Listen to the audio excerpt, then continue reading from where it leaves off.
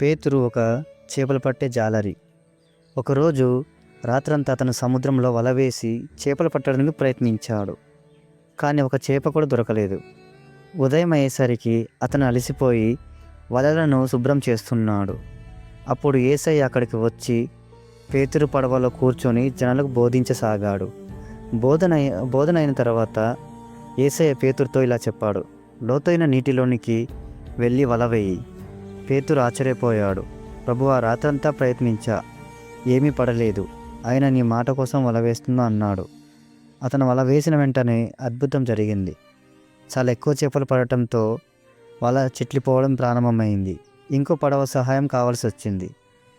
పేతురు యేసు పాదాల దగ్గర పడిపోయి, ప్రభువా, నేను పాపి అన్నాడు. యేసయ్య చిరునవ్వుతో చెప్పాడు, ఇప్పటి నుండి నీవు చేపలు పట్టే జాలరి కాదు, మనుషులు పట్టే జాలరి.